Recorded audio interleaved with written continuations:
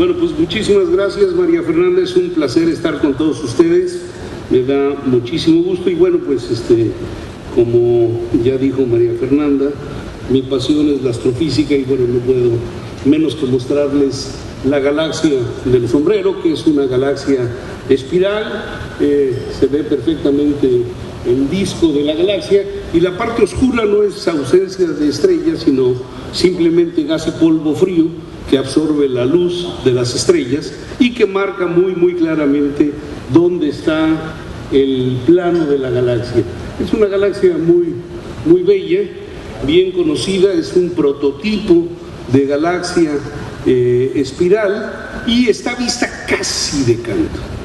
Entonces se puede ver de manera muy prominente. ¿Se oye un poquito? ¿Sí? Ahí se oye mejor. Gracias. Se puede ver de manera muy prominente el disco y pues cuando uno ve esta galaxia y ve una fotografía en infrarrojo de nuestra galaxia, pues nos queda muy claro que vivimos en una galaxia espiral muy similar a la galaxia del sombrero. Es una composición de fotografías y datos que nos muestran los objetos infrarrojos y como está tomada en el infrarrojo se puede ver hacia adentro de la galaxia muy fácilmente, no nos estorba muchísimo el gas y el polvo, aunque se alcanza a ver ahí bastante bien cuáles son el gas y el polvo. Y obviamente el ver desde adentro y desde afuera nuestra galaxia nos da información bastante clara de cómo es la galaxia y aprovecho esto para anunciarles que el 9 de noviembre vamos a tener la próxima Noche de las Estrellas, va a ser un sábado, esto está hecho en complicidad con muchas instituciones y vamos a tener a la comunidad Mije de Oaxaca como invitada especial. La explanada de Ciudad Universitaria va a ser la sede principal. Y bueno, las reflexiones que podamos hacer de nuestra galaxia, pues obviamente requieren una mirada tanto interna como externa. Y las reflexiones que podamos hacer de la ciencia y de la construcción del futuro de México, pues también requieren miradas tanto internas como externas. Y bueno, el día de hoy les voy a platicar de algunas reflexiones hechas desde adentro de la ciencia y otras hechas desde afuera de la ciencia, que yo creo que nos dan un panorama bastante interesante de lo que requiere hacerse en nuestro país para poder construir un futuro relevante, un futuro importante. Lo primero de lo que les voy a hablar es de un trabajo que hicimos a finales del año pasado y a principios de este año, que le llamamos la Agenda Ciudadana de Ciencia, Tecnología e Innovación, y este fue el primer sondeo que se hizo a la ciudadanía sobre cuál era, no su percepción de la ciencia, sino cuáles eran los problemas de nuestro país, que además no son únicamente problemas de nuestro país, sino son problemas de todo el mundo que deban de ser resueltos con ciencia, tecnología e innovación, y les pedimos que nos dijeran cuáles eran a su juicio, al ciudadano de a pie, cuáles eran a su juicio los problemas o más relevantes o que requerían pues un tratamiento lo más urgente posible, etcétera. El sondeo lo hicimos de tres maneras. El más importante fue vía internet, porque en una página web es muy fácil que la gente se manifieste, pero también lo hicimos con promotores del voto, estimulando a que la gente votara por internet, y por otro lado en lugares, en comunidades en donde no hay un acceso fácil al internet, pues también se hizo con boletas. Tuvimos una participación de más de 150,000 personas, y digo más de 150,000 personas y no tenemos el dato exacto porque en la página pusimos 10 retos, 10 problemas nacionales y le pedimos a la gente que se podía expresar hasta por 3 de ellos. Algunos se expresaron por 3, otros se expresaron por 2, otros únicamente por 1. Entonces tuvimos algo así como cada persona haciendo una selección de 2.5 temas en promedio. Entonces tuvimos un total de casi 365,000 votos, pero estos hay que dividirlos entre más o menos 2.5, por lo tanto pues tenemos del orden de 150,000 personas. Pero en el tiempo que hicimos el evento pues tuvimos una cosa así como más de 1,000 personas votando en promedio por día, lo cual yo creo que fue muy importante. Es la primera vez que se hace en México. El único antecedente que hay es un ejercicio similar que se hizo en España hace ya algunos años. Tuvimos participando pues un chorro de instituciones, tuvimos cerca de 200 instituciones de todo tipo, instituciones académicas, de investigación, gubernamentales, de la sociedad civil, y también tuvimos grupos empresariales participando en este sondeo, en donde queríamos saber pues por supuesto que nosotros tenemos ya muy claro cuáles son los problemas que consideramos relevantes en donde ciencia y tecnología pueden actuar, pero no teníamos muy claro cuál era la percepción de la ciudadanía, y en ese sentido pues tuvimos una serie de sorpresas. Aquí están los resultados finales. El 17% de las personas consideró que la educación era el problema más importante que debía de atacarse en nuestro país. Le siguió muy de cerca el tema del agua y el medio ambiente. El medio ambiente ha sido puesto por todos ustedes, por todos los medios de comunicación en la línea de frente por razones obvias. La seguridad alimenticia también es importante, la energía, pero llama la atención que los dos últimos temas, los temas menos considerados por la ciudadanía, son migración y salud mental y adicciones. Uno se sorprende al ver esto, porque al menos en el caso de México, y estoy seguro que en el caso de varios países de Latinoamérica, justamente las migraciones y las adicciones son el origen de una serie de problemas y violencia muy importantes en la sociedad. Y aquí fueron rankeados como poco importantes, como si en México no tuviéramos el problema de la migración o como si no tuviéramos adicciones, y mira que somos bien adictos casi a todo. Entonces es muy llamativo, y la conclusión a la que llegamos es que de estos temas se habla poco, y cuando se habla se les da una connotación social inadecuada. Entonces consideramos que lejos de promover con mucha fuerza las cosas que salieron votadas con más alto puntaje, lo que hay que hacer es promover con más fuerza aquellas que tuvieron una poca participación, porque implican que no estamos entendiendo el problema. Pareciera ser que el problema de la migración es un problema de Centroamérica y no es un problema de México. Y pareciera que el problema de las adicciones no es uno de los problemas más grandes de violencia, asesinato y de crimen organizado en nuestro país. Entonces yo creo que esto, y además los invito a que ustedes trabajen estos temas, esto lo que implica es que necesitamos hacer campañas para sensibilizar no solamente en la parte de derechos humanos sobre los migrantes, sino también en las consecuencias sociales, económicas que tiene el tener migraciones de todo tipo, tanto migraciones de personas altamente capacitadas, fuga de cerebros, que es un problema grande que compartimos, por ejemplo, con África, lo compartimos de una manera muy interesante, y como el grueso de los votos los recibimos vía internet, pudimos discernir geográficamente de dónde venían, no de todos, porque hay algunos que son difíciles de rastrear, pero teníamos las direcciones IP y tenemos identificados aproximadamente el 80% de las personas que votaron.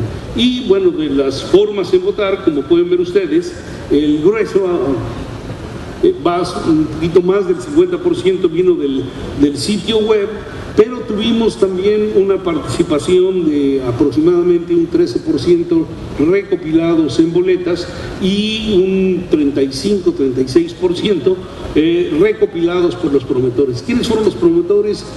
Capacitamos a una serie de chavos jóvenes a que fueran a plazas públicas, a universidades, al metro, en el caso de la Ciudad de México, para que invitaran a la población a votar. Ellos traían un teléfono celular en donde venían las preguntas, además traían las preguntas en papel y pues le sondeaban a la gente les daba la respuesta, ellos ingresaban en sus teléfonos celulares y luego nos las ponían en el sitio donde recopilamos la información.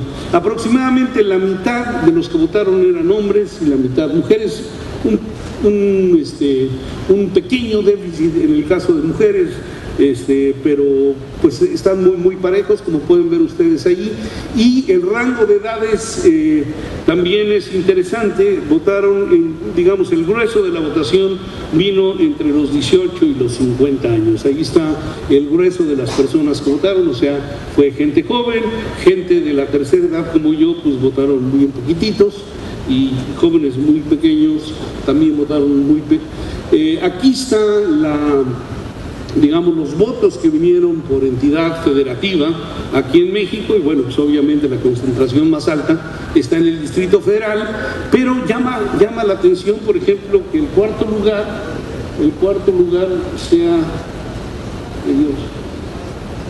el cuarto lugar sea Colima, que es un estado que tiene muy pocos habitantes. Ahí está, y es muy sorprendente, digamos, bueno, nos sorprendió muchísimo, pero el Consejo de Ciencia y Tecnología de Colima trabajó muy fuerte y eso hizo la gran diferencia. Misma historia para Zacatecas. Zacatecas no es un estado con una población muy alta, pero Zacatecas y Colima tuvieron una muy buena participación. Al tener el sitio abierto, pues hubo votaciones de mexicanos de fuera de nuestro país y digamos, la parte más importante viene de los dos lugares en donde hay una concentración más alta de nacionales, que son Estados Unidos y España, pero pues también tuvimos de Nueva Zelanda un número importante y de otros países. Ok, entonces, bueno, esto es nada más para mostrarles el tipo de participación que hubo de las diferentes instituciones. Este es un centro CONACYT del CIDESI, esta es la Universidad Panamericana, una universidad privada, este es el Colegio de Sonora, que es otro centro CONACYT, esto es de Zacatecas, etcétera. Entonces no los voy a aburrir muchísimo. ¿Cuáles son los próximos pasos a seguir con la agenda? Bueno, ya tenemos el informe público y los legisladores, Cámara de Diputados, Cámara de Senadores y CONACYT, pues han sido, digamos, la cabeza de todo esto, y muy pronto vamos a tener una reunión con todas las instituciones para aprobar el informe público, que ya lo tenemos listo y lo vamos a dar a conocer a todo el mundo. Tenemos ya 10 libros que se han hecho sobre todos y cada uno de los temas, que ya están prácticamente listos, ya tenemos el 80% totalmente listo. El único libro que tiene un problema, porque obviamente hay muchas miradas, hay muchas versiones, hay muchas interpretaciones, es el de educación. En el caso de educación es muy difícil poder sacar elementos de consenso. Ese está elaborándose, tenemos un proceso, no exactamente de arbitraje, pero sí de revisión, en donde gentes con diferentes miradas están mirando los contenidos y en donde no ha habido manera de ponerse de acuerdo es en el caso de educación, por razones obvias. En Panamá, en septiembre, hubo una reunión preparatoria para la Cumbre Iberoamericana en donde se presentaron los resultados y sorprendentemente todos los representantes de los gobiernos de la cumbre iberoamericana se entusiasmaron y desean que se haga como próximo paso una agenda conjunta, una agenda ciudadana iberoamericana para el 2014. Entonces vamos a construir una agenda iberoamericana para el 2014. Este año la reunión iberoamericana se realiza este mes en Panamá y el año entrante va a realizarse en México. Entonces esperamos que este ejercicio se pueda repetir en algunos países de Iberoamérica y que podamos para finales del año entrante, en la próxima reunión iberoamericana, tener unos resultados sobre el ejercicio en Iberoamérica.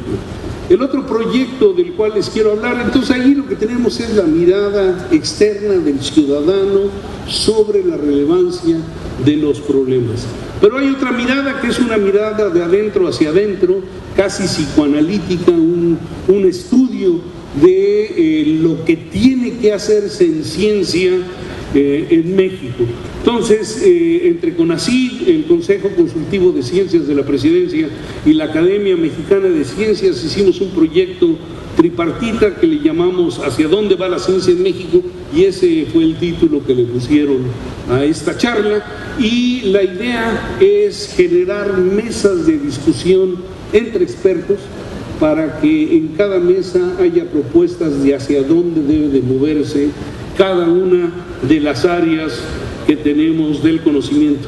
Y para la construcción de cuáles son las áreas del conocimiento definimos tres ejes. Uno que le llamamos el académico, en donde están las áreas clásicas, astronomía, biología, ciencias sociales, ciencias de la tierra, etcétera, etcétera. Entonces esa es una patita del ejercicio. Otra patita es la tecnológica, obviamente, en donde, bueno, se seleccionaron temas como biotecnología, electrónica, robótica, energía, etcétera, etcétera. Y otra que le llamamos sectorial, porque son sectores de temas que deben de ser atacados, y lo que hicimos fue incluir el ejercicio o los temas que estaban en la agenda ciudadana. O sea, es básicamente los temas de la agenda ciudadana, pero ahora analizada desde la visión de los expertos y haciendo propuestas para ver cómo le entramos para resolver o intentar caminos para resolver esos problemas. El primer ejercicio fue la agenda ciudadana. Este ejercicio está en construcción, lo iniciamos a principios de año, lo vamos a finalizar en diciembre. Tuvimos ya un buen número de mesas realizadas. Aquí en este reporte se habían realizado 66 mesas de discusión sobre todos los temas. Los coordinadores globales del evento son el titular de CONACYT, que es Enrique Cabrero, que nos dio el mensaje vía video, el titular del Consejo Consultivo de Ciencias, que es Jorge Flores, es un investigador emérito, y el otro soy yo. Pero para cada uno de los, digamos, de los pilares tuvimos un responsable. En la parte académica a José Antonio de la Peña, en la parte llamada sectorial a Julio Sotelo, que es un médico muy, muy reconocido, y en la parte tecnológica a Sergio Reba, que es una persona que desarrolla tecnología de muy, muy alta calidad en nuestro país. Los tres, José Antonio, Julio y Sergio, son premios nacionales de ciencia, o sea, conocen la temática y son quienes han elegido a coordinadores para cada una de las mesas. Tenemos en este momento algo así como 15 mesas que se están desarrollando, sobre todo en las áreas de ciencias sociales y en comunicación de la ciencia. Vamos a tener 3 mesas sobre comunicación de la ciencia. Las buenas noticias aquí es que no solamente CONACYT está mirando a la comunicación de la ciencia como algo muy necesario dentro de la construcción de la ciencia y la tecnología en México, sino que además todos estos grupos, aquí hay, hubo 3 instituciones convocantes, pero tenemos a más de 60 instituciones participando en todas estas discusiones. Todas ellas han considerado que la comunicación es fundamental y que tenemos que apretar el paso en esto que había sido rezagado durante pues varias décadas en nuestro país. Entonces vamos a tener un par de mesas sobre esto. Las mesas redondas, pues aquí nada más hay una serie de ejemplos, no pretendo leerlo ni que sea exhaustiva, simplemente pueden ver ustedes los nombres de los responsables, los títulos de las mesas y los lugares en donde se han realizado. Estas mesas se han realizado no únicamente en el área metropolitana de la Ciudad de México, sino también en prácticamente, bueno, no todo, iba a decir todas, pero es una mentira, van a ver que hubiera dicho una gran mentira dentro de poquito, pero en muchos de los estados. Entonces aquí hay un ejemplo de los que están trabajando en la perspectiva académica, otro, el mismo tipo de ejemplo de los que han estado trabajando en la perspectiva sectorial, y aquí está en la perspectiva tecnológica. Aquí tenemos algunos ejemplos de cómo se han anunciado, y aquí tenemos la distribución geográfica de los estados en donde ha habido mesas. Como pueden ver ustedes, hay un buen número de estados donde no ha habido mesas, pero ha habido participación de investigadores de muchísimos más estados.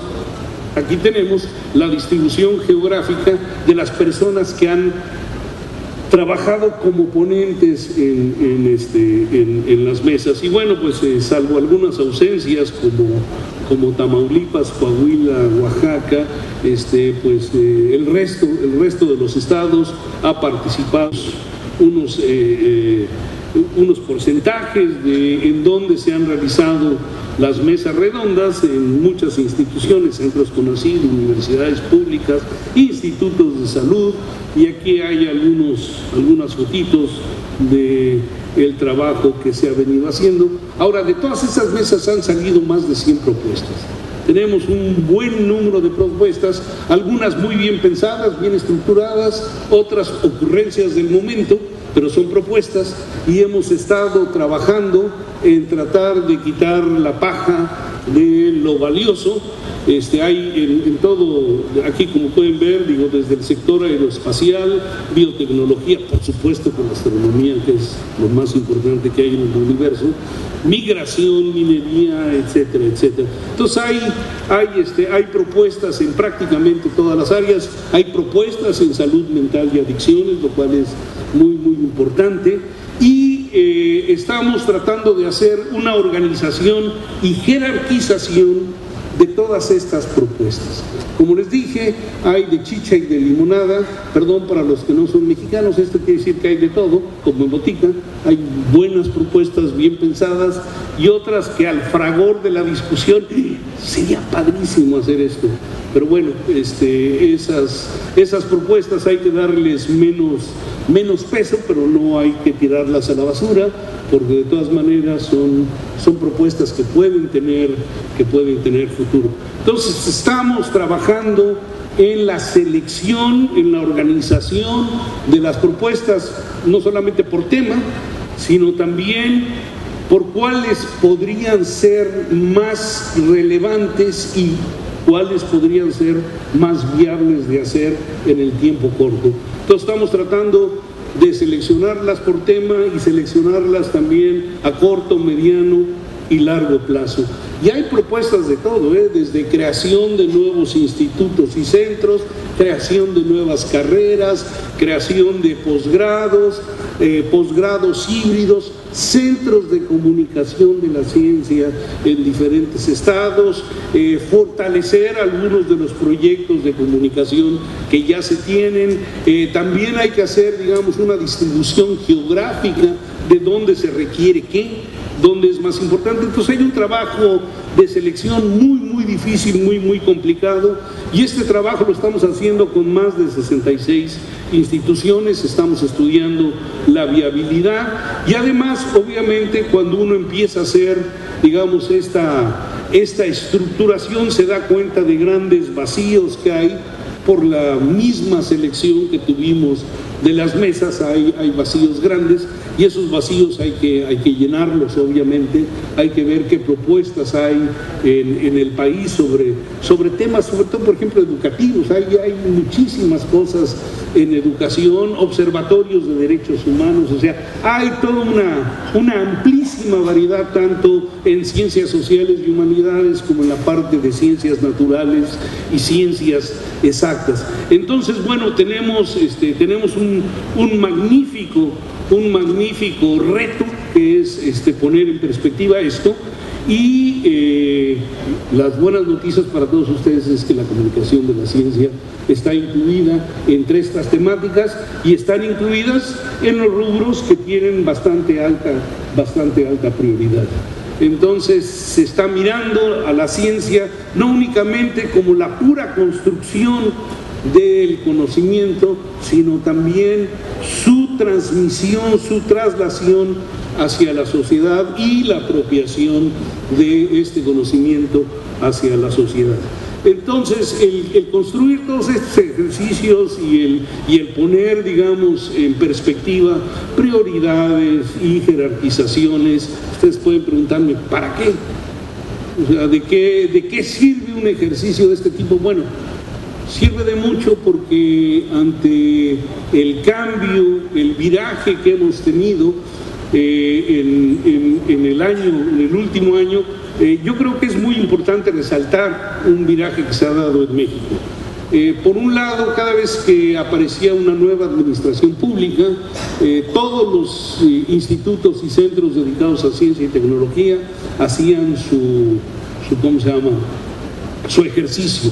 Y entonces pues llegaban cualquier cantidad de propuestas al titular y a los legisladores que pues para ellos, o sea, no entendían en qué se diferenciaban la propuesta de la UNAM de la propuesta de CONACYT, de la propuesta del Politécnico, etcétera, etcétera. Entonces el año pasado, por primera vez, se hizo un ejercicio de consolidar propuestas en una sola, de hacer consensos. Entonces esto yo creo que tuvo un impacto muy, muy importante. El presidente electo en aquel momento nos escuchó y entendió cuáles eran las propuestas básicas. Y las propuestas básicas son elevar el presupuesto de ciencia y tecnología, que en México, digamos, por no decir que ha sido extremadamente raquítico, ha sido modesto, vamos a dejarlo en modesto, y esto hay que cambiarlo. Y este cambio ya empezó a darse, se está inyectando recursos, se inyectó el año pasado, viene una propuesta de inyección de recursos importantes.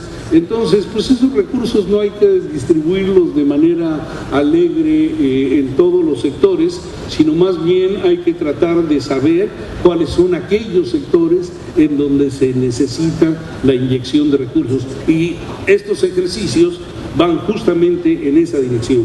No únicamente organizaciones académicas, sino también organizaciones empresariales, porque como seguramente todos ustedes saben, el talón de Aquiles del sector de ciencia y tecnología e innovación es justamente la innovación. El talón de Aquiles es la falta de inversión del sector productivo, del sector privado. Y esto, si queremos cambiar al país, tiene que cambiar. Entonces se ha hecho un esfuerzo muy grande por sensibilizar a los tomadores de decisión públicos, en particular al gobierno y a los legisladores, para que haya una mayor inyección de recursos en ciencia y tecnología, los cuales pues se están dando y son bienvenidos. Pero si los distribuimos en los diferentes sectores, el tan mentado 1% no va a ser suficiente para absolutamente nada. Se tiene que ir muchísimo más allá del 1%, de hecho tenemos que rebasar el 2% si queremos hacer una transformación importante en nuestro país. Y nada más para ir, bueno, eso se los puedo ilustrar en un momento. Aquí están, digamos, algunas consideraciones generales del proyecto de presupuesto. Ahí tenemos cuánto fue el gasto neto total del gobierno en el 2012, el que está haciendo en el 2013 y el proyectado para el 2014. Hay un aumento pequeño en cada caso, y por ejemplo del 2012 al 2013 hubo un aumento real del 3%. Todo esto está a pesos del 2014, o sea, pesos como de Santa Claus, porque todavía no existen estos, ¿no? Pero bueno, hay que amarrarse a una proyección, y el incremento del 2013 al 2014 sería del 9%. Lo cual pues yo creo que sí muestra una tendencia clara y muy importante.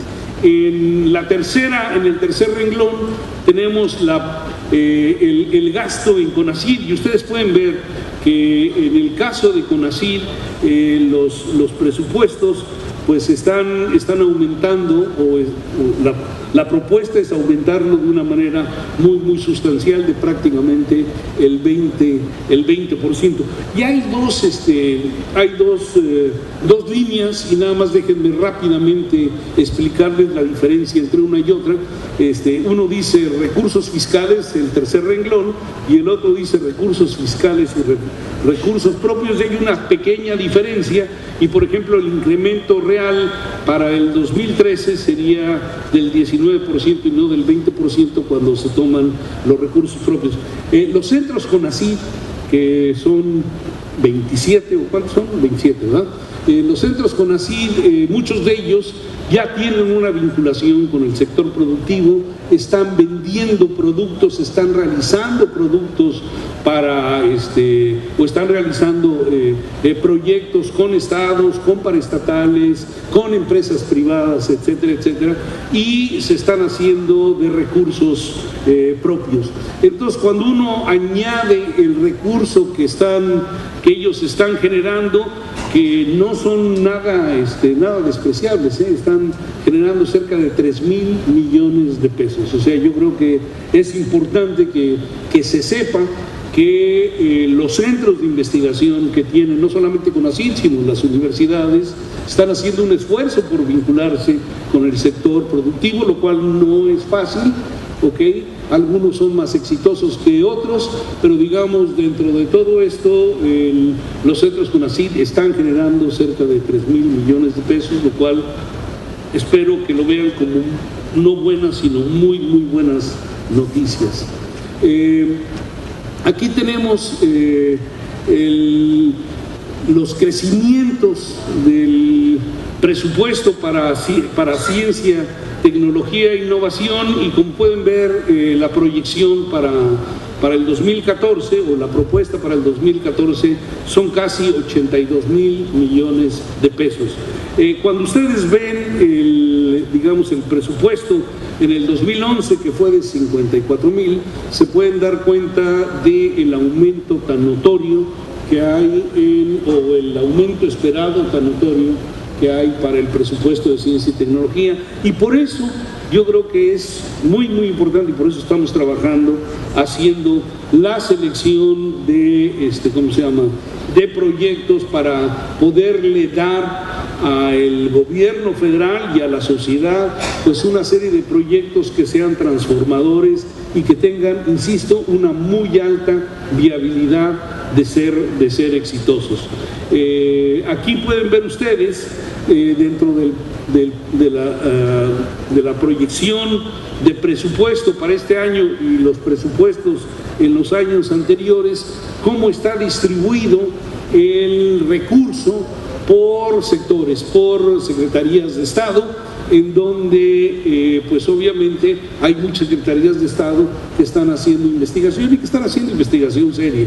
No crean que es necesariamente un rubro en donde lo utilizan como caja chica, ¿no? Algunas sí, pero yo creo que el grueso en este momento ya no.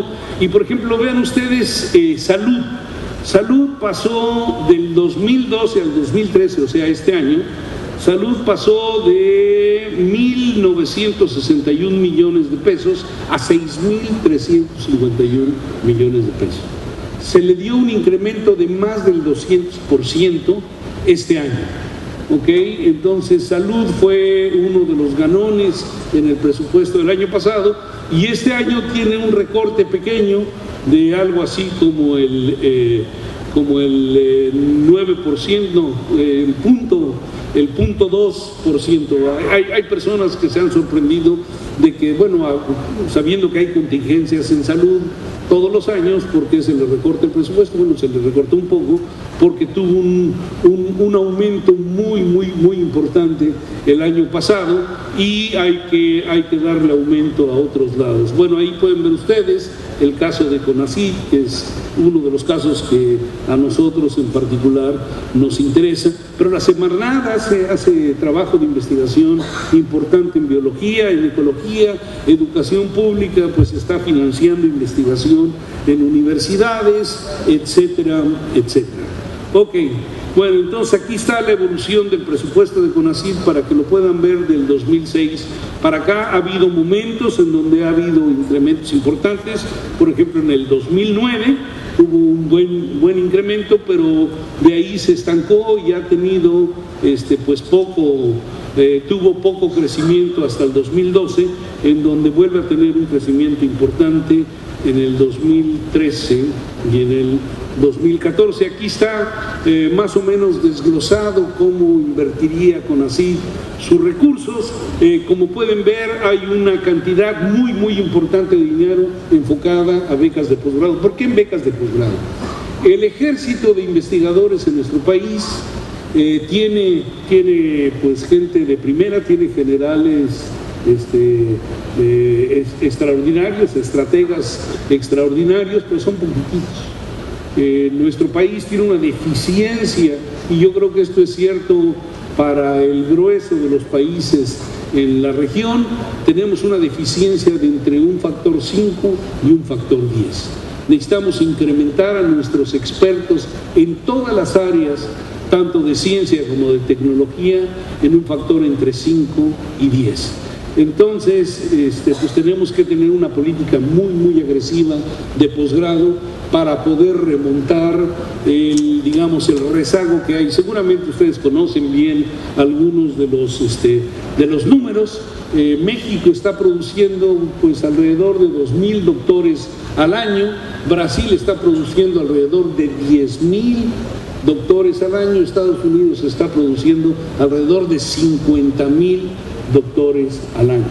¿Y qué significa 2.000, 10.000 y 50.000? Bueno, pues si tomamos el universo del Sistema Nacional de Investigadores, México tiene en el Sistema Nacional de Investigadores aproximadamente 20.000 personas. ¿Ok? Entonces estamos produciendo anualmente el 10% de nuestra planta en el SNI. Pero Estados Unidos está produciendo el doble de lo que tenemos en el SNI por año. ¿Ok? Entonces nuestro ejército, para competir, es un ejército en este momento pequeño, que no está creciendo y que no va a ser competitivo con el resto de los ejércitos en el resto del mundo. Y bueno, aquí se les muestra un poquito cuál es la distribución. No voy a abundar mucho más en esto. Yo creo que es nada más importante para tener, digamos, una visión desde fuera en cómo está México, pues ver cómo estamos comparados con otros países. Israel y Finlandia no están bollantes. De hecho, como todos sabemos, Israel está y lleva viviendo 50 años en una situación bastante difícil. Israel invierte algo así como el 4% de su Producto Interno Bruto en ciencia, tecnología e innovación. Entonces, no es cierto que un país con problemas sea incapaz y no pueda invertir en ciencia, tecnología e innovación. Y una buena fracción de esta inversión se va en ciencia básica. ¿ok? Y tienen institutos de primera, como el Instituto Weizmann, en donde se está haciendo ciencia básica y se están atacando problemas, pues no nacionales, problemas globales de diferente índole. En tercer lugar tenemos a Corea del Sur. Corea del Sur tuvo una lucha fratricida en los 50, se pegaron durísimo, se dividió el país, quedó en ruinas el país y se ha venido levantando en los últimos 50, 60 años. ¿Okay? Corea hace 30 años estaba muchísimo más rezagado que México y el día de hoy pues está muchísimo más floreciente y tiene una inversión también de ser. Como pueden ver, en la segunda columna, las empresas están aportando el 70% del presupuesto de ciencia y tecnología en el caso de Corea del Sur, y el gobierno está aportando únicamente el 26%, 27%. ¿Ok? Entonces, pretender que en México la inversión deba de venir únicamente del gobierno, que es lo que está sucediendo ahorita, pueden ver, es la penúltima columna, la que está en rosita, el 60% de la inversión en México viene del gobierno federal y el 37% viene de empresas. Yo creo que aquí tenemos, o sea, estos números habría que pulirlos un poquito más, porque no toda esta inversión es inversión que se va a ciencia y tecnología, pero tenemos que cambiar ese factor. O sea, el gobierno pareciera ser que está haciendo su chamba y ahora le toca al sector privado el aplicarse e inyectar recursos y desarrollar empresas de alta tecnología en México si queremos ser competitivos y si queremos salir del subdesarrollo. Parte del trabajo que nos corresponde a nosotros hacer, y yo creo que parte del trabajo que les corresponde hacer a ustedes, por lo menos a los periodistas que viven en México, es ayudarnos a mandar el mensaje a los tomadores de decisión y a la opinión pública. Si no hay inversión privada en México en ciencia y tecnología, México no va a salir del atraso y vamos a seguirnos retrasando en muchos aspectos. Yo creo que este es un mensaje muy importante a lanzar. Veo que me quedan como 7 minutos, traté de apurarme para poder cubrir todos estos temas. Creo que termino nuevamente con un anuncio de nuestros patrocinadores.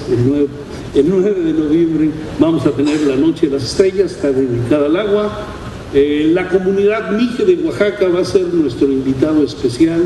Esto es muy importante porque estamos claros de que una buena parte de la labor que debíamos estar haciendo con las 3 raíces de nuestra cultura no la estamos haciendo.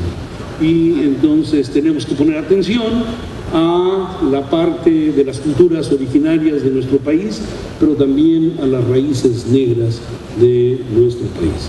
Entonces, bueno, yo termino con esto y si tienen preguntas, comentarios, son bienvenidos. Muchísimas gracias.